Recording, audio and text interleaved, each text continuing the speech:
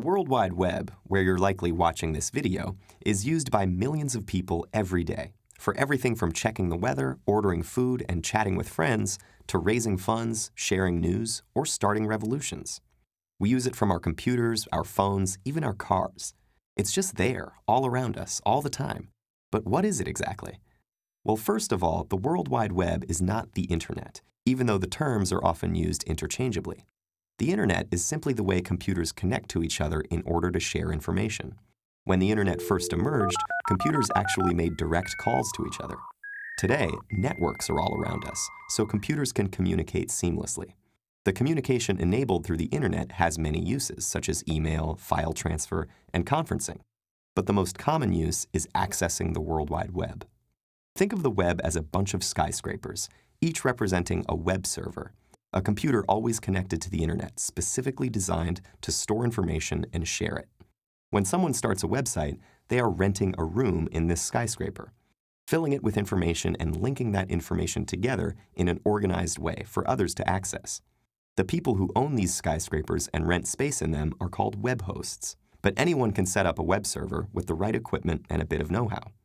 There's another part to having a website without which we would be lost in the city with no way of finding what we need. This is the website address, which consists of domain names. Just like with a real-life address, a website address lets you get where you want to go. The information stored in the websites is in web languages, such as HTML and JavaScript. When we find the website we're looking for, our web browser is able to take all the code on the site and turn it into words, graphics, and videos. We don't need to know any special computer languages because the web browser creates a graphic interface for us. So in a lot of ways, the World Wide Web is a big virtual city where we communicate with each other in web languages, with browsers acting as our translators. And just like no one owns a city, no one owns the web. It belongs to all of us. Anyone can move in and set up shop. We might have to pay an internet service provider to gain access, a hosting company to rent web space, or a registrar to reserve our web address. Like utility companies in a city, these companies provide crucial services, but in the end, not even they own the web. But what really makes the web so special lies in its very name. Prior to the web, we used to consume most information in a linear fashion. In a book or newspaper article, each sentence was read from beginning to end, page by page, in a straight line until you reached the end.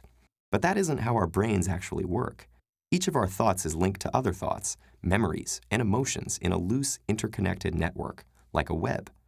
Tim Berners-Lee, the father of the World Wide Web, understood that we needed a way to organize information that mirrored this natural arrangement. And the web accomplishes this through hyperlinks. By linking several pages within a website or even redirecting you to other websites to expand on information or ideas immediately as you encounter them, hyperlinks allow the web to operate along the same lines as our thought patterns. The web is so much a part of our lives because in content and structure, it reflects both the wider society and our individual minds. And it connects those minds across all boundaries, not only ethnicity, gender, and age, but even time and space.